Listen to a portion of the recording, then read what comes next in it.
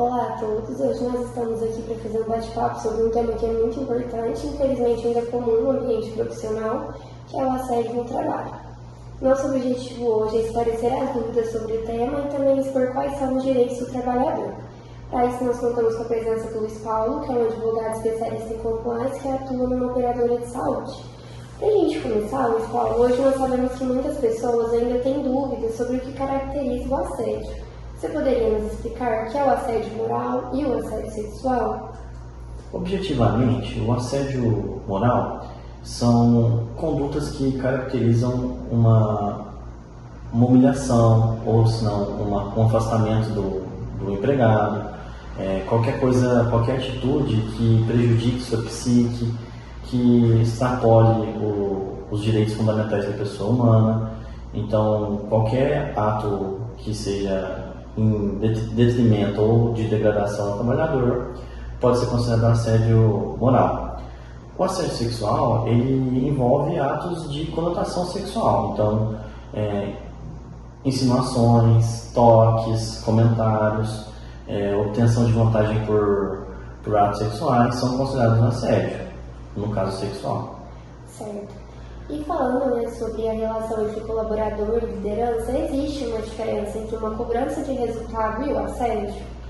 Existe sim. Acompanhar o funcionário e fornecer feedback e fazer comentários, reuniões para alinhamento, essas atitudes são atitudes de uma gestão normal.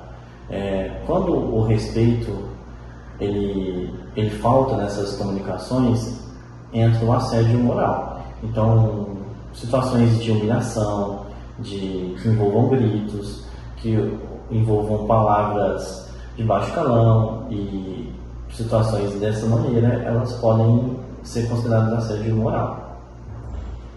Certo. E nessas situações, quais são os direitos da vítima de assédio?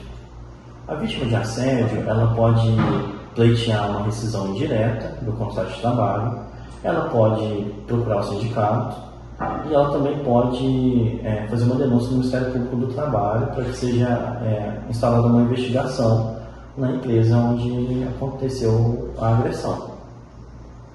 Certo. E para o trabalhador que está passando por essa situação, como ele pode reunir provas para se proteger?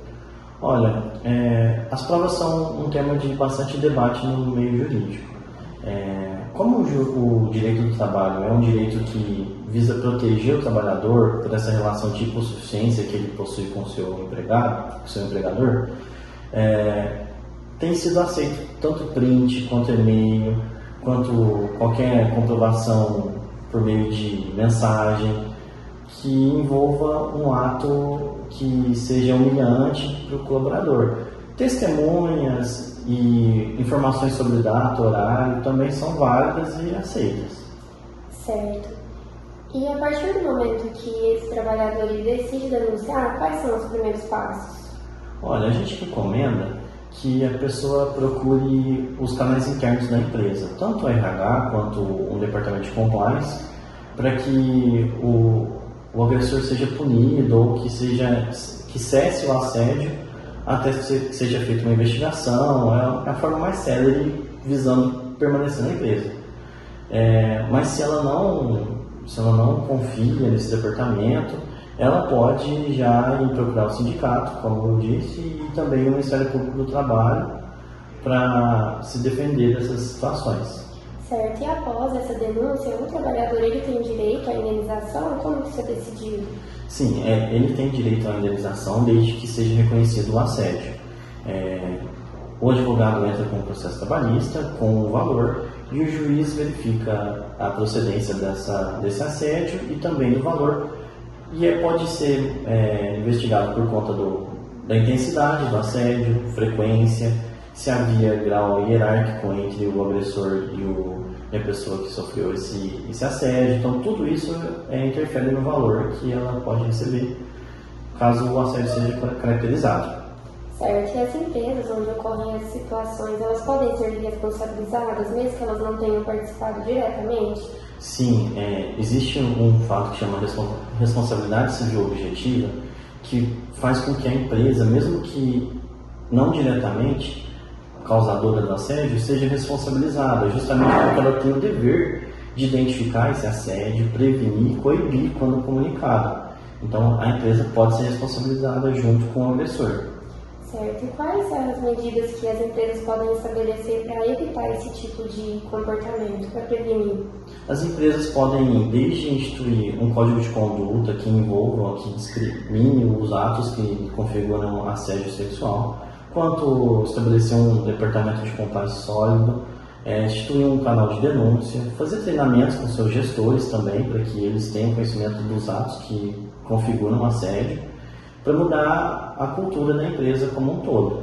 Certo. E depois de tudo que nós mencionamos aqui hoje, nós sabemos que muitas pessoas elas ainda têm medo, né, de denunciar por receio de perder o emprego ou por outros motivos.